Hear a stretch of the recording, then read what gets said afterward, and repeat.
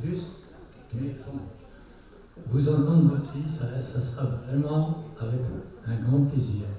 Comme il y a 9 personnes qui vont pour 1 heure, on vous demande de prendre vos précautions pour avoir 10 minutes par chaque présentation. Cherchez à nous donner la quintessence de votre présentation, comme ça la discussion sera animée. Vous êtes prêts pour commencer à vous lire la fiche? Je suis prêt. Est-ce que vous arrivez à voir mon écran? Donnez-nous 1 minute, s'il vous plaît. D'accord. Donc, ils ne sont pas encore prêts à suivre. Ah bon, d'accord. On attend. Moi, je suis prêt. Hein. J'attends qu'on me donne le signal. Normalement, je partageais mon écran. Le professeur Hafid, là où il est, essaye de chercher sa photo et tout ce qu'il veut dire sur l'écran. C'est Nani.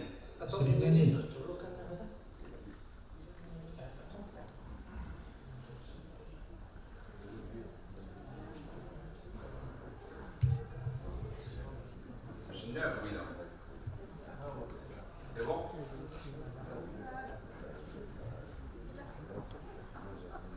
On voit votre belle photo. C'est déjà pas mal.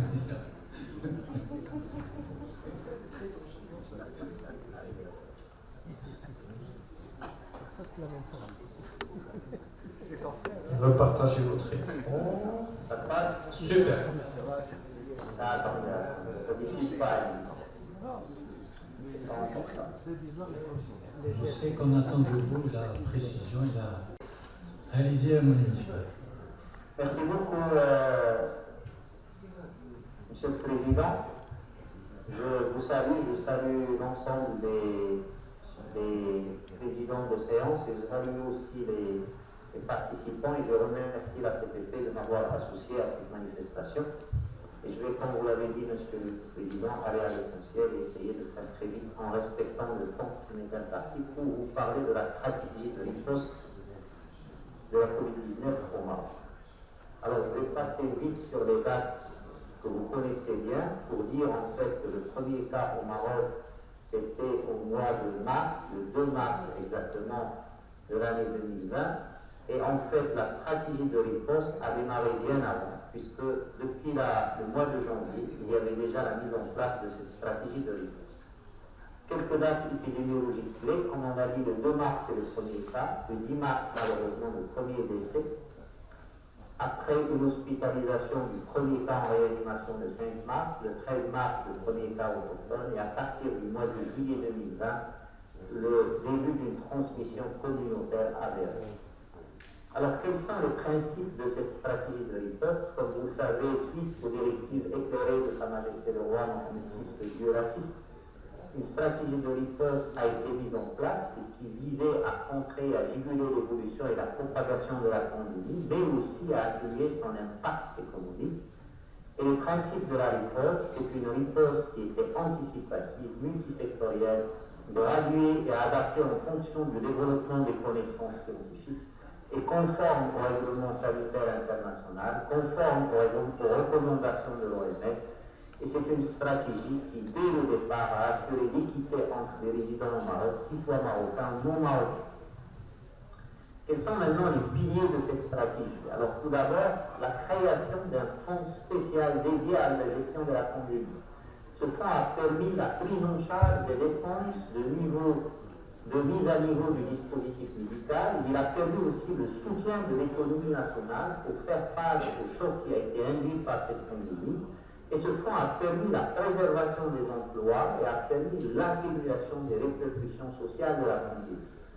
Il fallait aussi mettre en place un arsenal juridique avec des textes de loi pour la gestion de la pandémie, notamment l'état d'urgence sanitaire, la gestion de la dépense publique et aussi un texte de loi pour la création du fonds dont j'ai parlé.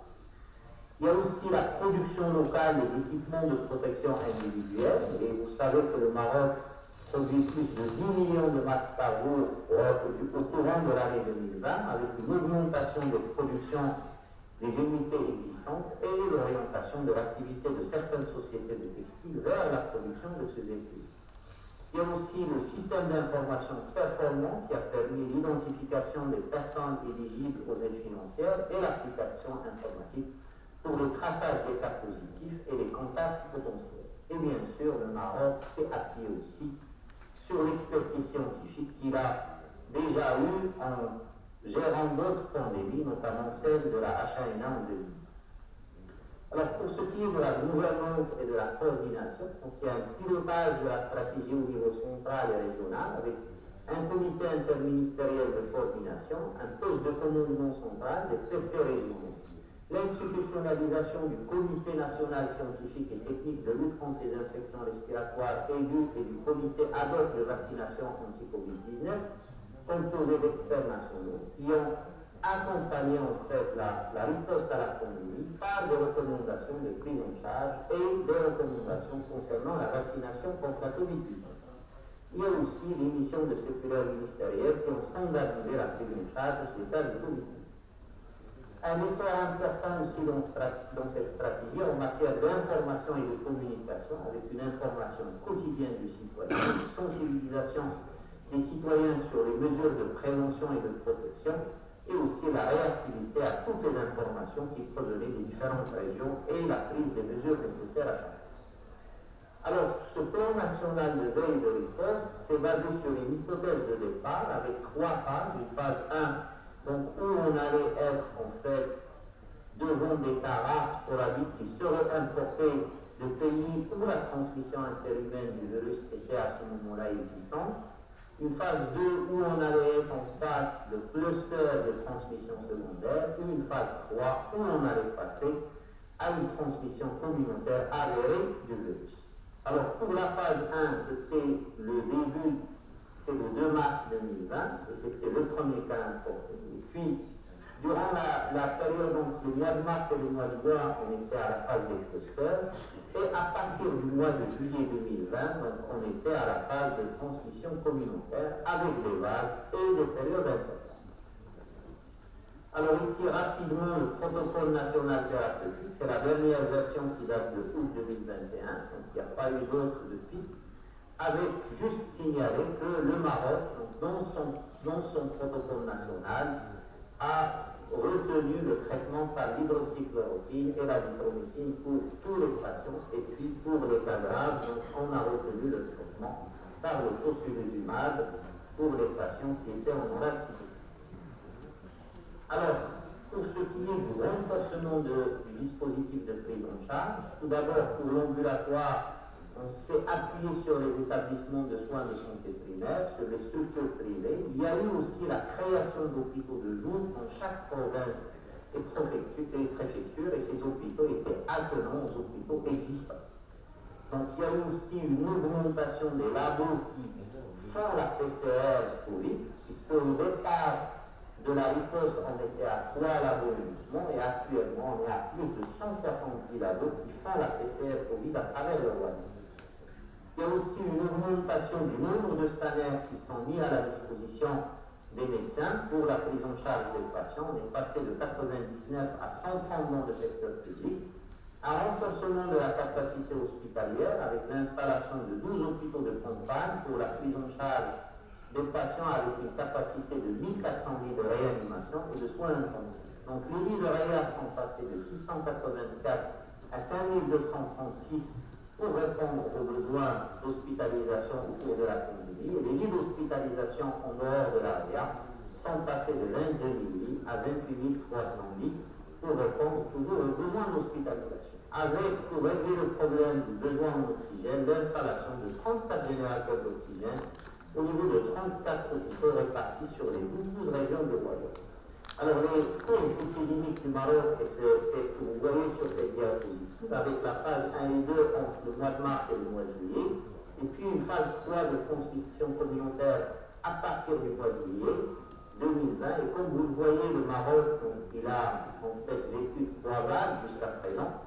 Une vague 1 de transmission communautaire, c'était l'été 2020, et puis une vague Delta, c'est l'été 2022, et puis la vague Omicron, c'était le mois de janvier-février de l'année 2022. Alors vous notez que 3 vagues seulement, alors que beaucoup de pays sont en train de vivre 6 vagues actuelles.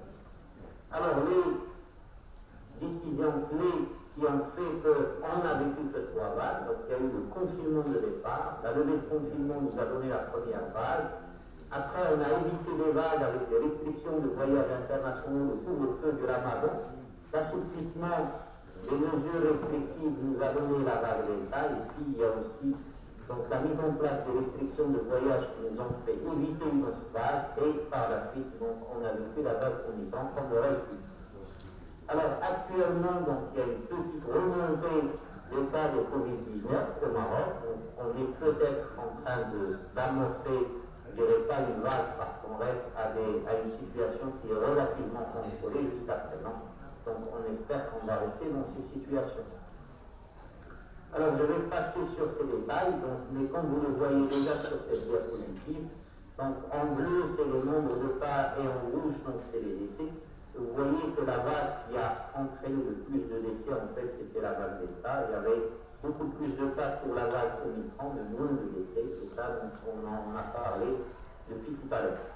Alors, les chiffres clés, donc, on est à 1 179 000 cas cumulés de Covid, une incidence cumulée pour 100 000 habitants qui est de 3,24, un taux de létalité de 1,36 et un taux de guérison de 98%. Alors, il y a aussi la vaccination anti-Covid comme un pilier de cette stratégie nationale de lutte contre la Covid-19, avec les objectifs de cette campagne de vaccination qui sont la réduction de la mortalité, des formes graves, des hospitalisations et du nombre de cas, avec des principes directeurs qui sont le volontariat, la solidarité, la transparence et la gratuité. Donc pour cela, donc, il y avait une planification adéquate et ascendante, un dispositif de stockage et de distribution des vaccins suffisant et de qualité, un système de suivi axé sur l'individu et une vaccination accessible à toute la population éligible. Pour les moyens humains, plus de 24 000 personnes qui ont travaillé dans cette campagne de vaccination, avec aussi l'allocation d'une plateforme de stockage frigorifique, une mobilisation d'un parc de véhicules de transport et l'installation de systèmes de suivi de température en temps réel avec géolocalisation. Il y a aussi la mise en place d'un système d'information dédié à cette campagne de vaccination et aussi une campagne de communication dédiée à cette campagne de vaccination avec la possibilité d'avoir des informations sur le portail web ou sur le service téléphonique à destination des personnes à vacciner. Les populations cibles depuis le lancement de la campagne par Sa Majesté le 28 janvier 2021. Donc, on a d'abord vacciné les professionnels de plus de 40 ans, et puis les professionnels de santé, les personnels des autorités juridiques et des forces armées royales à partir de 45 ans, et puis par la suite les personnes de plus de 75 ans. Et puis, donc, à chaque fois, donc, il y avait un élargissement à la population cible, donc, et à partir du mois d'août, de fin août 2021, on a commencé à vacciner les personnes qui ont 12 ans et plus. Et à partir du 4 octobre, la 3e dose pour les non vaccinés avec la 2e dose à plus de 6 mois. Alors, voici les performances de notre campagne de vaccination. Donc, 24 800 000 B1, 23 328 000 B2 et 6 494 000 B3 avec un taux de continuité entre B1 et B2 de 94%, un taux de continuité entre B3 et B2 de 28%, 67,7% de la population vaccinée en B1, 63,6 vaccinés en B2 et 17,7 vaccinés en B3. Avec un système de pharmacovigilance et de suivi de post-vaccination, et le citoyen vacciné qui présentait un événement indésirable pouvait le déclarer soit en utilisant l'application Airpag, soit par appel téléphonique au niveau du centre antipoison, soit au niveau des pharmacies et d'officines, soit au niveau des consultations, que ce soit dans le secteur public ou privé. Alors en conclusion, donc, la Covid-19, la pandémie a mis à l'épreuve les systèmes de santé à travers le monde, et le Maroc n'a pas échappé à cette mise à l'épreuve, avec au Maroc un défi qui était celui de la prise en charge de la Covid-19, mais aussi la continuité dans la prise en charge des patients non Covid. Il a été mis en place grâce aux directives de Sa Majesté que Dieu l'assiste, une riposte marocaine dynamique basée sur la solidarité et l'implication de tous, et où la vaccination a été une pierre angulaire. Et je vous remercie.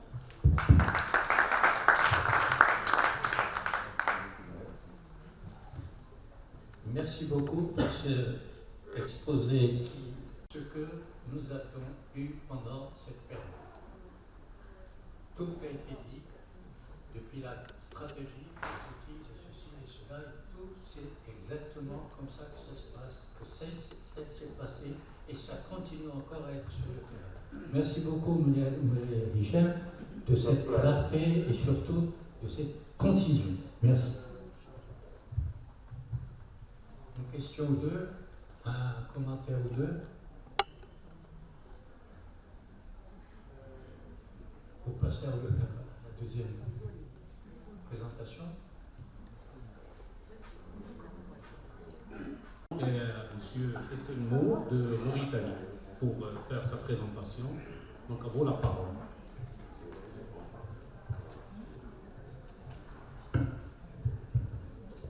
Bismillahirrahmanirrahim, wassalatu wassalamu ala ashraf al-mursalin.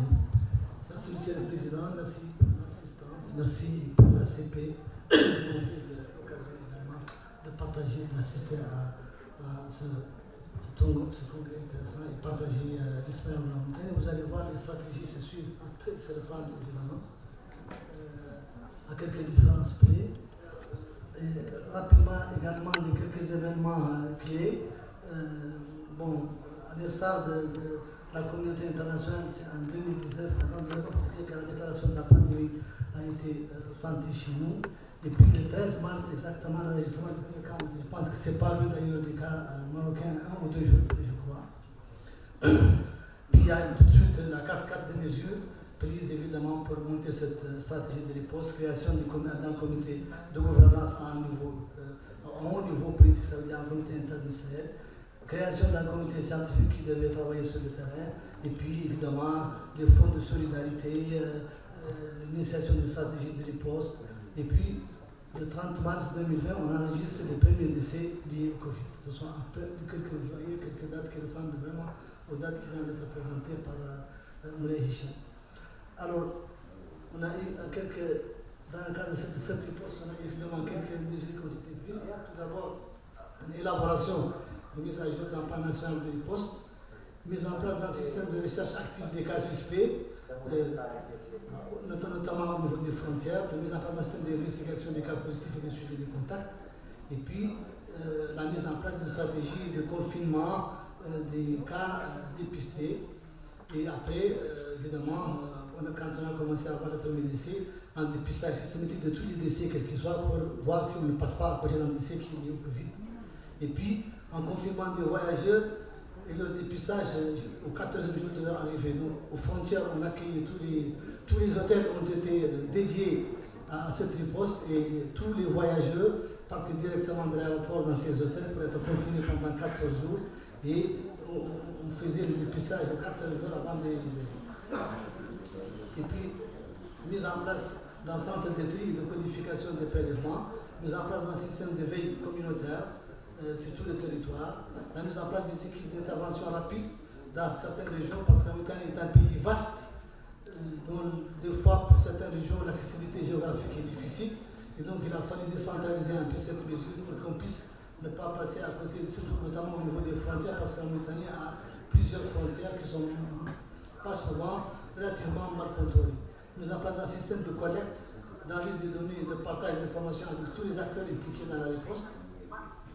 Et puis après, la troisième phase de ces mesures, c'était une mission d'investigation dans les régions pour renforcer la riposte en cas de flambée épidémique. Mise en place d'un système de surveillance des variants de Covid, parce qu'on a commencé à avoir les variants par séquençage génomique, et la mise en place évidemment d'un renforcement de la surveillance au niveau des points d'entrée frontières. Alors, c'est peut-être, je ne sais pas si vraiment ça c'est, je crois que comme ce n'était pas très clair, je vais le mettre sur la photo a été téléchargée, et donc je vais vous lire le cumul des cas. En fait, le cumul des cas aujourd'hui,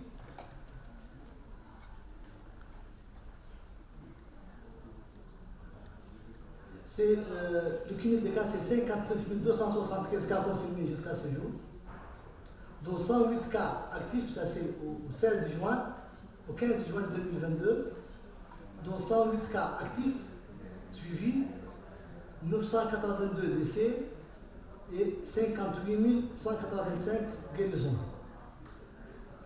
Le 15 juin, il y avait 15 nouveaux cas, 0 décès et 14 guérisons. Parmi les mesures évidemment entreprises, en plus des mesures de confinement, de promotion des barrières, il y avait évidemment la stratégie de vaccination. Et puis on a eu en fait en tout, pour la troisième dose, pour la première dose, 101 926 309 personnes vaccinées. Et nous avons introduit la deuxième dose quelques temps après, puis nous avons plus d'1,3 million de personnes vaccinées qui ont reçu la deuxième dose. Et depuis décembre 2021, nous avons introduit la troisième dose et à ce jour, nous avons plus de 200 000 de troisième dose. Et nous avons également commencé à introduire la vaccination chez les enfants à partir de 12 ans. Alors ici, on voit en fait les phases, les vagues. Et on voit en fait qu'on a eu surtout, comme à l'instar de ce qui a été présenté par Moulay Hicham, la première vague qui n'était pas très forte, c'est surtout la deuxième et la troisième vague qui a été la plus sentie. Et puis on voit également qu'on commence un petit peu avec la quatrième vague qui commence avec quelques cas pour tout le monde, mais vraiment c'est une vague très timide, selon comme vous avez vu, avec des cas peu symptomatiques et vraiment pas beaucoup de cas sentis. C'est comme pratiquement si on est en train de voir tout doucement le virus, comme on l'a dit tout à l'heure, changer de forme de virulence en particulier et d'être beaucoup moins senti et moins dépisté. Alors chez les enfants, nous avons eu 371 cas pendant cette épidémie, dont 19 décès.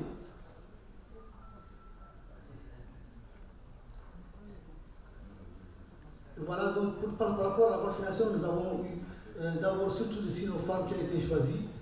Il représentait 60% des vaccins utilisés. l'AstraZeneca 30%, et puis Johnson et Pfizer avec chacun 5%.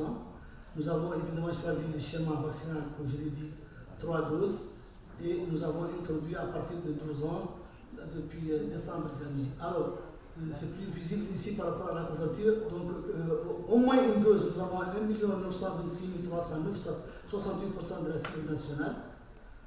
2 doses, 1 333 362, et pour la troisième dose, 216 000. Et nous avons commencé depuis décembre dernier à introduire la vaccination chez les enfants de plus de 12 ans, et nous avons déjà vacciné 3 258 enfants. Alors, nous avons eu effectivement au début beaucoup de difficultés d'introduire ce vaccin, mais ça a été après rapide. L'acceptabilité aujourd'hui avec les dispositions, puis les changements de comportement avec les campagnes de communication, avec le déplacement surtout des régions éloignées, ça a permis quand même d'améliorer de façon significative la couverture vaccinale. Voilà, Monsieur le Président, je vous remercie. J'ai essayé de... Merci beaucoup. La présentation était vraiment correcte, bien, et surtout s'il y a des choses qui peuvent être des demandes, des difficultés qui n'ont pas paru dans cette présentation. On prend une ou deux questions ou un commentaire, s'il vous plaît, comme ça on passe à l'autre.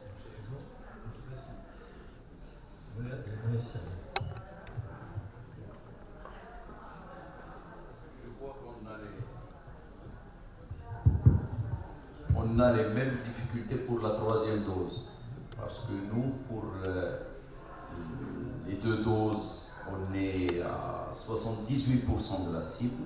La cible chez nous, c'est 30 millions de personnes, c'est-à-dire tous ceux qui sont plus de 12 ans.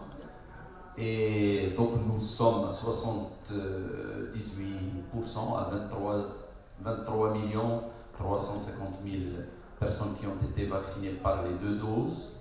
Pour les personnes âgées de plus de 60 ans, nous sommes à 98% des personnes de plus de 60 ans et on est à 100% des personnes de 75 ans et plus pour les 2 doses. Malheureusement, pour la 3e dose, nous sommes à 6 500 000, ce qui représente à peu près 21%. Et je vois que vous avez le même problème avec la 3e dose.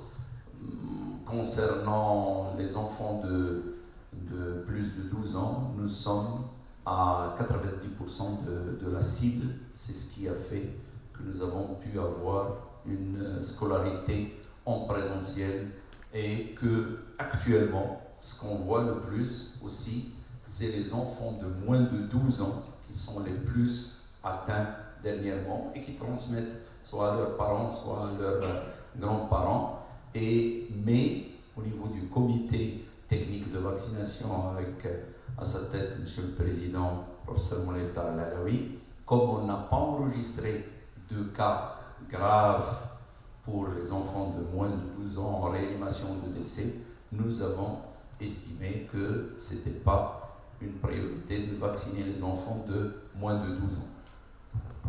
Je ne sais pas si vous avez eu la même explication que nous par rapport à la 3e dose. C'est vrai qu'on a des difficultés. On est comme vous, on est parvenu, on est à 68% pour les personnes cibles pour la première et 2e dose. Pour la 3e dose, quand on a fait un petit sondage pour savoir pourquoi il y a tant d'hésitation après la 3e dose qu'avec les 2 autres précédentes, en fait, on a eu que les gens attendaient qu'il y avait un nouveau vaccin qui permettait une meilleure mobilité internationale, alors que nous, on avait accès surtout sur le Sinopharm, qui n'est pas reconnu, comme vous le savez, en Europe, dans les pays occidentaux. Et donc, les gens hésitaient beaucoup pour attendre ça. Et il y en a même qui pensaient aller, par exemple, venir ici au Maroc pour essayer de faire ça, la 3e dose en Pfizer ou en AstraZeneca pour pouvoir avoir cette mobilité. On a eu cette histoire. Et je ne sais pas également si vous avez eu une expérience que nous par rapport à ça. Nous avons commencé depuis quelques semaines à payer un peu la dette immunitaire. Je ne sais pas si vous avez eu la même chose. On a eu des épidémies terribles de bronchiolite, de varicelle et d'oreillons que nous n'avons jamais eu depuis depuis de nombreuses années. Je ne sais pas si également ça a été... On a plus de varicelle, mais ce qu'on a fait depuis le début, avec déjà l'ancien gouvernement, et nous avons avec nous Monsieur le ministre de la Santé, Sidtoukali, et avec le ministre de l'Enseignement, nous avons privilégié, on a milité, nous, en tant que Société marocaine de pédiatrie et association des pédiatres régionaux, pour que les enfants puissent aller à l'école. Donc, c'est ce qui a fait qu'on a moins de problèmes de dette immunitaire, parce qu'on n'a pas trop confiné les enfants. Oui. Maintenant, on donne la parole à notre confrère Guénin pour présenter sa situation.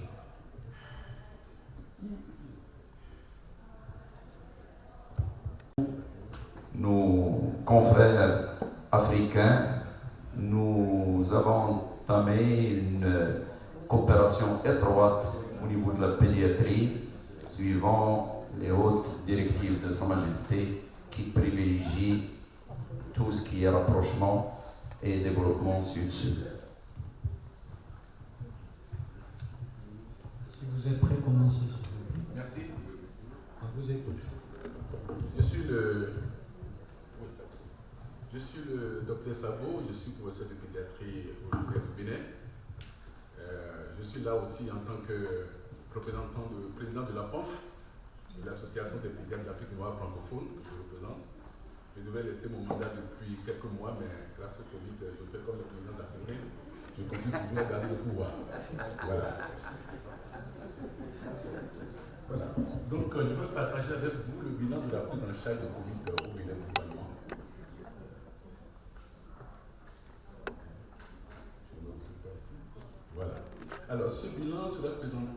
selon 3 points.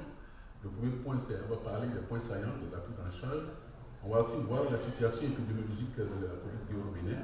Et puis, on va voir quelques actions de santé publique qui ont été menées. Alors, globalement, lorsqu'on regarde les chiffres par rapport à la prise en charge de l'épidémie de Covid, jusqu'au 12 juin passé, on constate que, globalement, nous avons eu 89 837 cas de cas suspects. Et les cas confirmés faisaient de 7 122 jusqu'au 12 juin dernier. C'est des chiffres récents du ministère de la Santé. Et puis on a eu 26 742 malades guéris, avec 163 décès, globalement au Bénin. Quels sont les marqueurs biologiques qui ont été utilisés? On a fait la PCR qui a été réalisée à près de 99 000, plus de 99 000. Le TDR avec antigène réalisé à plus de 110 000. Et puis le dépistage par la PCR, le TDR aussi, qui ont été réalisés à plus de 1 100 000. Alors, la situation épidémiologique. Alors, au début de l'épidémie, le Bénin a mis en place quelques particularités compte tenu de nos moyens limités. On a essayé de réfléchir pour ne pas gaspiller le peu de moyens que nous avons. Alors, entre autres particularités, nous avons d'abord essayé de mettre en place un cordon sanitaire pour séparer le pays en deux. La région méridionale, qui est plus en contact avec les autres communes, avec les autres populations, de la région du Nord. La deuxième stratégie, c'est le dépistage et la mise en quarantaine systématique des voyageurs qui entrent au Bénin. Donc, comme les autres aussi, on a réquisitionné des hôtels, on les mettait dans les hôtels et puis on essayait de faire des dépistages, surtout avec leurs contacts. On a mis en place aussi des organes de coordination de la réponse, même au niveau ministériel, avec un comité ministériel composé du ministre de l'Intérieur, le ministère du Plan, le ministre de la Santé, le ministre de l'Économie. Ça, c'est au niveau national, ça. Mais ce comité aussi est décentralisé au niveau de chaque département, au niveau de chaque zone. On a mis en place aussi un comité d'experts universitaires pour conseiller le ministre. Et la Société béninoise de pédiatrie a joué un très grand rôle en rédigeant le protocole de prise en charge de Covid chez les enfants, en participant à la formation de collègues pour cette prise en charge. Il en est de même pour d'autres sociétés aussi qui ont énormément travaillé avec le ministère. Alors, nous avons mis en place des sites. Il y a tout à 103 sites de tri et de dépistage dans tout le Bénin. Ces sites faisaient de la consultation, des prélèvements des cas suspects, des contacts, et pour favoriser la construction des soins dans les formations sanitaires.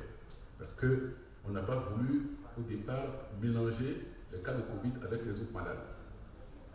Nous avons mis en place aussi 13 laboratoires P3 dans tous les départements du Bénin, mis en place de 3 sites de prise en charge au début. Ces sites-là ont été augmentés à 5 après.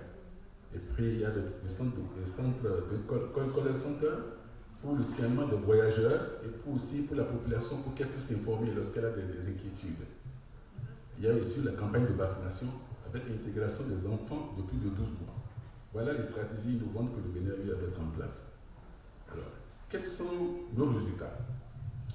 Globalement, lorsqu'on regarde les derniers chiffres par rapport au 12 juin de ce mois-là, on regarde les derniers mois. On a un taux d'incidence qui est de 3,7 pour 100 000 habitants. Donc la transmission locale était globalement cumulée était de 98,9% et le taux d'attaque cumulé national était de 222 pour 100 000 habitants. Le taux de guérison par rapport aux malades pris en charge était de 98,6% et la létalité était de 0,6%.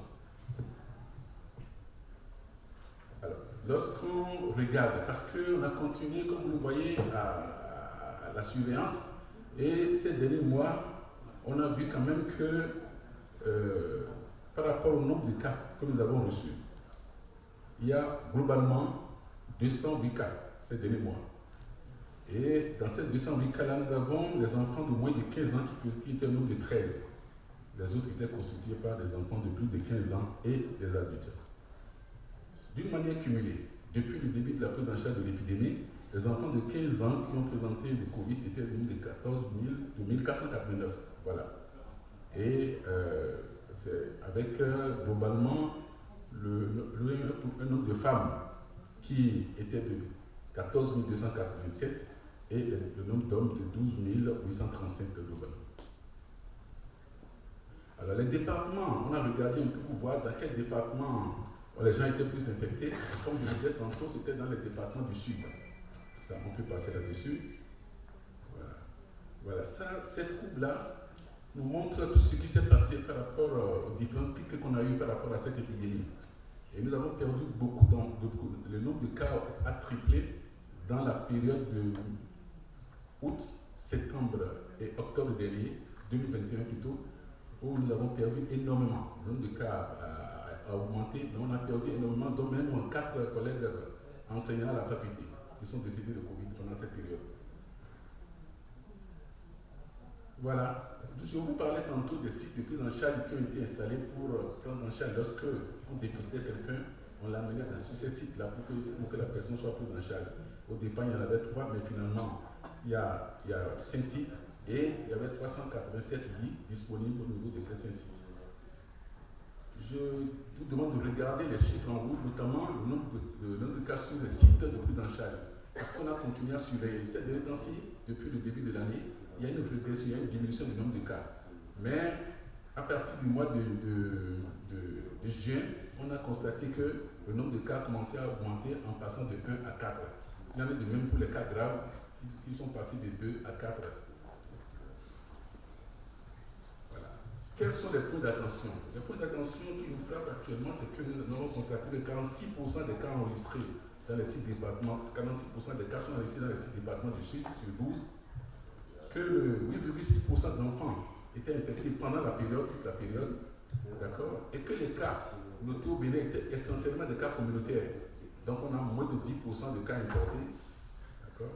Et ce qui est marquant, c'est que nous allons vers les périodes de vacances et on a peur parce que cette période pourrait constituer une situation où on a un nombre élevé de cas, parce qu'il y a d'abord la fraîcheur et puis il y a un regroupement pendant la période des vacances. Donc on a des inquiétudes et il faut qu'on reste mobilisé. Alors, les actions publiques que nous avons mises en place pour maîtriser, continuer à gérer cette épidémie, d'abord par rapport à la coordination. Au niveau national, il y a un comité national de crise sanitaire dirigé par le ministre de la Santé qui se réunit une fois par mois plutôt. Au niveau des départements, il y a aussi un comité au niveau des départements qui est chargé de suivre le dépistage, de suivre les malades traités gratuitement et l'utilisation effective des TDR antigéniques. Par rapport à la surveillance au laboratoire, le travail continue avec la poursuite de la surveillance hospitalière. Actuellement, on n'envoie plus les malades au niveau des sites de prise en charge comme ça. Les malades sont pris en charge dans les hôpitaux. Et au niveau de chaque hôpital, on a isolé un bâtiment pour la prise en charge des malades des cas de Covid. Donc, c'est plus, on a changé de stratégie. Au lieu de les amener vers les sites de prise en charge, on a revu autrement pour que ces malades soient pris en charge dans les hôpitaux. Donc, la poursuite de surveillance hospitalière avec des dépistage systématique des cas. Tous les services tous les services disposent plutôt des tests rapides d'antigéniques pour faire un diagnostic par rapport à la Covid. Et puis, l'autre aussi, c'est l'édition du pass sanitaire pour les voyageurs au départ de Cotonou. Voilà. Par rapport à la vaccination, qu'est-ce que nous avons fait par rapport à la vaccination? Globalement, les doses administrées, nous avons administré plus de 3 millions de doses. Par rapport à la primo-vaccination, nous avons administré 948 doses. Vaccination complète, il y a 2 690 000 personnes qui ont été, mais malheureusement, notre couverture est restée faible par rapport à ce que je viens de voir pour nos collègues de la Mauritanie. Nous avons une couverture générale de 34,79%. Voilà. Alors, quels sont les vaccins qui ont été administrés quand on regarde globalement? Presque tous les vaccins sont disponibles, puisque on prend tout ce qu'on nous donne. Et voilà, vous voyez, presque tous les vaccins, Covishield, Sinovac, Johnson, Pfizer, Moderna, Sputnik, tout a été fait au Bénin de la situation. Mais ce qui est fondamental et que je n'ai pas vu dans les autres présentations, c'est que nous avons une équipe de surveillance de MAPI qui a été mise en place pour surveiller les manifestations. Et ces manifestations sont notées par rapport au type de vaccin. Donc, il y a des registres ouverts, des comités au niveau de tous les hôpitaux par rapport à ces MAPI-là, par rapport à la prise en charge, pour surveiller. Et on a constaté que, globalement, que Covishield donnait plus de MAPI que tous les autres vaccins. Donc, c'est des études-là. Et il y a une organisation par rapport à ces MAPI-là où la prise en charge est gratuite, entièrement gratuite. Toujours un autre volet, le volet prise en charge logistique, contrôle la prévention des infections, le dépistage et le traitement précoce de tout cas suspect continu. D'accord? Il y a la mise en disposition des masques au profit du personnel pour que le personnel continue à se protéger et être disponible pour soigner les malades. La mise en place des salles d'isolement, ça je l'ai dit tantôt, dans tous les hôpitaux. Donc il y a des salles d'isolement pour les cas suspects ou bien les malades dépistés. Et ça continue. Par rapport à la communication, oui, parce que c'est un volet très important que aussi nous avons, sur lequel nous avons mis un accent.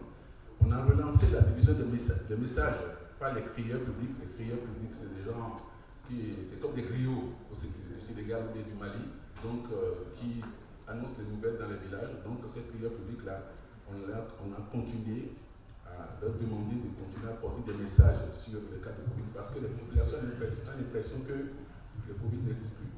Donc voilà. Et puis les radios locales, la poursuite des activités de comité d'engagement, ainsi de suite. Voilà ce que je voudrais présenter par rapport à la prise en charge globale du Covid au Bénin. Je vous remercie. Merci beaucoup pour votre adaptation à toutes les difficultés que vous avez rencontrées sur le terrain. Et s'il y a des questions, s'il y a des commentaires, on les ouvre. Une fois que tout le monde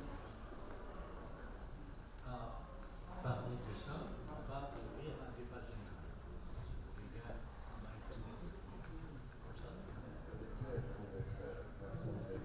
Hein? D'accord. Oui. Mais là, il nous reste encore 3 représentations.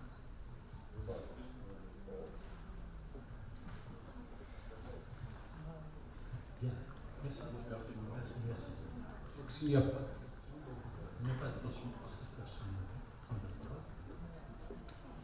Nous appelons maintenant notre avant-pénultième le docteur Ndayaye du Sénégal pour présenter son. Merci madame de prendre la parole. Le président, je n'ai pas encore mon écran. Voilà. Merci monsieur le président. Donc je voudrais remercier l'ACPP de nous avoir invités à cette manifestation scientifique, ainsi de nous donner l'occasion de présenter ou de partager un peu l'expérience du Sénégal quant à la course Covid-19. Je voudrais à l'entame de mon propos, donc après ces remerciements, prier que notre roi se porte mieux par la grâce divine. Alors, en historique, je voudrais dire que, on l'a dit tout à l'heure, juste pour rappeler l'histoire qui a commencé en décembre 2019, où on a commencé à parler de ce nouveau coronavirus qui a été identifié en Chine, dans la province de Hubei. Et très rapidement, en janvier, les choses sont allées très vite. Après le séquençage de ce virus, nous avons eu, à travers les réseaux sociaux, donc l'alerte de l'OMS sur ces cas. Ces groupes de pneumonie qui existent donc toujours dans la ville de Wuhan qui se trouve dans la province de Hubei. Le 30 juillet, on décrété donc l'urgence de santé publique de portée internationale et le 11 mars 2020, on parlait de pandémie à Covid-19. Donc rapidement au Sénégal, il y a eu la mise en place de l'information management système de réponse contre la Covid-19 avec cet arrêté ministériel qui activait le centre des opérations d'urgence sanitaire pour l'épidémie de Covid-19. Et à la suite du premier cas confirmé le 2 mars 2020, il y a eu la nomination du directeur du centre des opérations d'urgence de santé publique et la mise en qui donc obligeait le port du masque pour la population et l'interdiction des rassemblements. Bien sûr, à travers donc, pour cette coordination, il y avait le ministre de la Santé et son cabinet et le directeur général de la Santé qui animé ou organisé les réunions du CNGE, qui était initialement en présentiel et rapidement en hybride lorsque nous avons vu les vagues, au fil des vagues, qui conseille le niveau stratégique, oriente le niveau opérationnel et surtout valide les recommandations qui sortent du COUS. Et ce COUS se centre donc des opérations d'urgence sanitaire, organiser des réunions de coordination, opérationnaliser les stratégies et travailler à élaborer donc des procédures opérationnelles normalisées. Des actes forts donc en dehors de ces mesures gouvernementales dont j'ai eu à parler tout à l'heure, il y a eu l'engagement des forces de sécurité mais également de la communauté, une communication quotidienne sur l'évolution de la pandémie donc qui a débuté depuis le 2 mars et qui ne s'est pas arrêtée à ce jour. Et il y a également la mise en place de ces numéros verts sur lesquels les populations pouvaient appeler pour avoir des informations et éventuellement demander de l'aide s'ils ressentaient des symptômes. La mise en place d'un programme de résilience économique et sociale qui était estimé à environ 650 millions d'euros. Il y avait également la motivation du personnel de santé comme également un point positif. Alors l'évolution des stratégies s'est faite de cette façon. Donc avant l'apparition du premier cas, l'objectif de la surveillance était surtout de détecter précocement et de circonscrire les cas. Et les activités, c'était la cartographie des districts à risque. Bien sûr, il fallait valider le dispositif de riposte, élaborer la définition de cas et passer à la formation donc, du personnel, faire le suivi des voyageurs en provenance des zones à risque. Bien sûr, après l'apparition du premier cas, il fallait interrompre la circulation du virus, mettre en quarantaine, plutôt en quatorzaine ou quarantaine, comme vous voulez, ces voyageurs entrants qui provenaient donc de ces zones à risque, renforcer la surveillance au point d'entrée, aussi bien au niveau de l'aéroport, au niveau du port, mais également au niveau des frontières terrestres et former les équipes cadres. Et lorsqu'il y a eu la transmission communautaire, là, il fallait conduire une enquête de séroprévalence et les activités qui étaient menées, c'est la supervision du dispositif de surveillance, le suivi des contacts, leur isolement et également le dépistage, entre autres activités, le dépistage des voyageurs sortants. Lorsqu'il y a eu une réapparition des cas, là il a fallu passer à une détection des virus mutants et mettre à jour les procédures opérationnelles normalisées.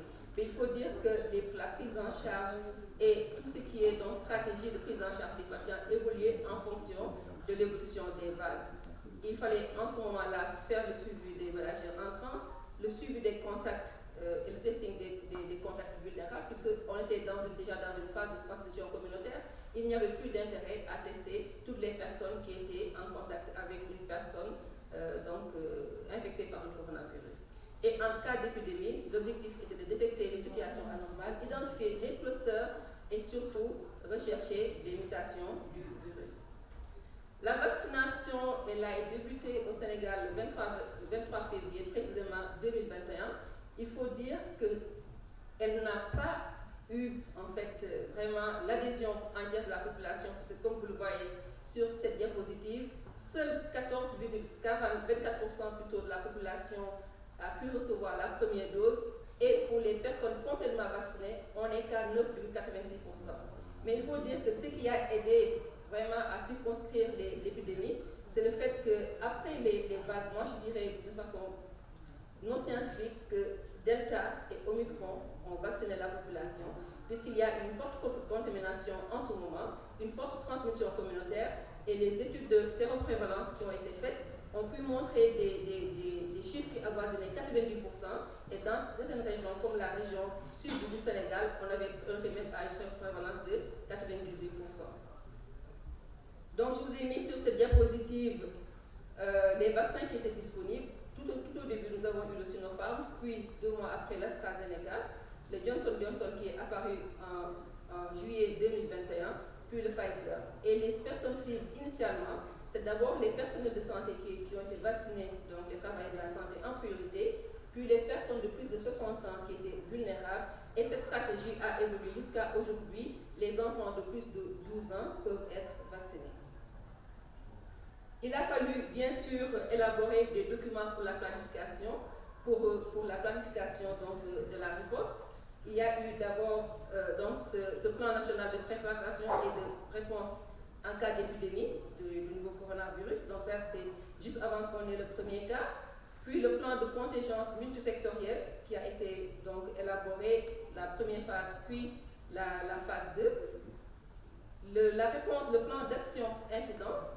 Nous avons eu également le manuel de procédure, et ce manuel de procédure est dynamique puisque très récemment, en avril 2022 plutôt, nous avons eu donc une révision des stratégies de prise en charge. La réponse a également été évaluée parce qu'il y a eu un livre blanc qui retraçait le bilan étape de la mise en œuvre de la réponse contre la COVID-19 et également des revues intra-actions qui ont été organisées et qui ont pu donner des livrables en 2020 et pour le livrable de 2021, nous ne l'avons pas encore. Quelles sont les contraintes qui ont été identifiées pendant cette pandémie au Sénégal? Nous avons noté lors de la phase, donc lors de la troisième vague, donc la vague Delta, un déficit de lits en réanimation, surtout dans la région de Dakar. Et c'est là vraiment l'occasion de saluer le partenariat public-privé. En ce moment-là, le privé a pris le relais en mettant à disposition donc, du ministère de la Santé ou bien en travaillant en étroite collaboration à mettre des lits donc, pour la prise en charge des patients dans les structures privées. Il fallait également noter le burn-out. En fait, je suis en train de chronométrer, je suis à 8 minutes, 56, voilà. Donc, le burn-out du personnel, surtout noté lors de la vague Delta, le déficit en ressources humaines et le relâchement dans les mesures barrières, du fait déjà qu'il y avait l'impact économique de cette pandémie, du fait de la fermeture des frontières, et l'infodémie, les fake news, qui faisaient que la population finalement n'adhérait pas à toutes les mesures qui étaient proposées. Les leçons apprises, c'est qu'il y a une adaptation des stratégies en fonction du contexte épidémiologique et des avancées scientifiques, le retour d'expérience pour orienter ces stratégies et l'anticipation dans les prises de décision. Les défis actuels sont de rendre effective la surveillance dans le monde animal, de suivre la mutation du virus, renforcer la surveillance à base communautaire et recadrer les processus de testing des voyageurs sortants en positionnant les districts. Donc, juste quelques diapos pour vous parler de la situation épidémiologique actuelle. Parce qu'on a encore 3 heures.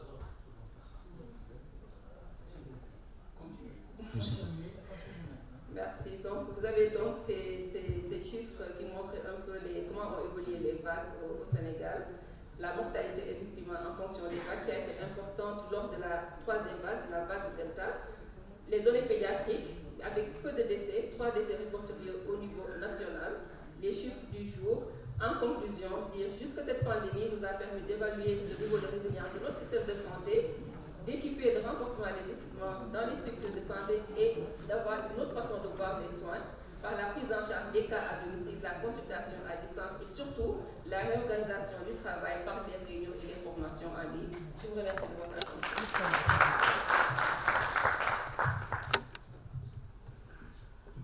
Merci pour l'effort que vous avez fait et nous sommes très heureux que les choses aient pu être maîtrisées de cette façon.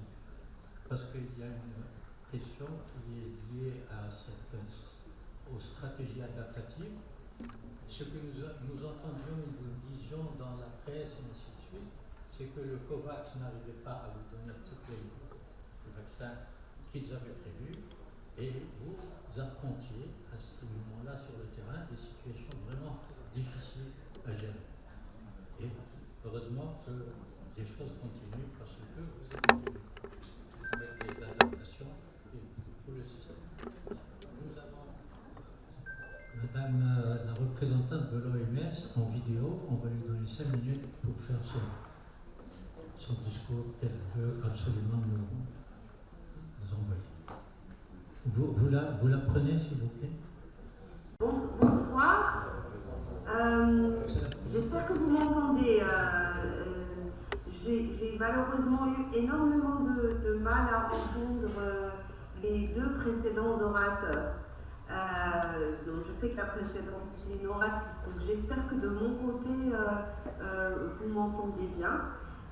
Nous vous entendons bien, mais je pense que tout à l'heure aussi nous entendions les 2 autres orateurs ici très bien aussi.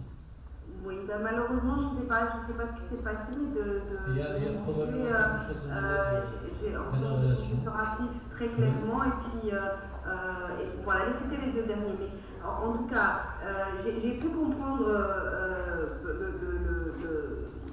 des disons, le cœur des présentations. D'abord, je tiens vraiment à vous féliciter pour cette excellente rencontre. C'est vraiment un grand plaisir pour moi d'être ici, mais c'est surtout vraiment un honneur de pouvoir participer, malheureusement virtuellement uniquement, à la présentation d'autant d'expériences riches et diverses par rapport à la riposte des pays africains à la Covid. Effectivement, ce qui est intéressant et caractéristique de cette pandémie, c'est que nous l'avons tous, quelle que soit notre localisation géographique et niveau de développement des pays, traversé cette crise ensemble. Et il y a énormément de leçons à tirer de cette expérience commune que nous avons vécue les 2 dernières années. La première chose, c'est que vraiment, il est à noter que les pays se sont battus vraiment avec beaucoup de courage et beaucoup d'inventivité aussi, d'ingéniosité, beaucoup de rigueur pour pouvoir faire face à cette menace qui nous a tous occupés. Alors ça, c'est une première chose qui a vraiment rassemblé pour moi l'ensemble des présentations que nous avons vues aujourd'hui. Il y a énormément de similitudes en fait dans les ripostes qui ont été présentées. D'abord, évidemment, la première approche a bien entendu été de tester, d'isoler et de traiter, donc le test, trace, isolate, qui est vraiment la base de la riposte. Mais au-delà de ça, nous voyons énormément de similitudes dans les mécanismes de gouvernance qui ont été mis en place. Dans le fait que la prise de décision a donc été mise en place de façon concertée et que des mécanismes pour pouvoir se baser sur la science, sur les dernières données disponibles et alimenter la prise de décision est vraiment un élément important des ripostes dans beaucoup de pays que nous avons vus aujourd'hui et puis dans d'autres aussi. Pourquoi? Parce que nous étions face à l'inconnu. Et que face à cet inconnu, donc la science évoluait et évolue encore tous les jours très rapidement. Donc il est absolument nécessaire de mettre les mécanismes en place qui permettent de capturer cette information et de pouvoir l'alimenter dans la prise de décision pratiquement au quotidien. Merci donc, madame, parce que ce que vous dites de ces conclusions qui seront dans la communication que nous allons faire à la fin. Pardon, je n'ai pas bien entendu. Merci, je vous dis, merci de faire ce commentaire, parce que vous êtes en train de faire des analyses pour chacun, on n'aura pas 20 minutes à vous donner, ni 10 minutes à vous donner encore. Non, je ne fais pas une analyse pour chaque présentation. J'ai pratiquement terminé d'ailleurs. Et je dirais que ça, ce sont vraiment parmi les similitudes qui sont à noter. Je constate également parmi toutes les présentations les mêmes défis, et notamment le défi d'accès aux ressources rares qui ont été différentes à différentes phases de la pandémie. Mais c'est pour ça que nous vous avons remercié d'avoir fait cette remarque fondamentale, et c'est une des remarques fondamentales, mais c'est tout.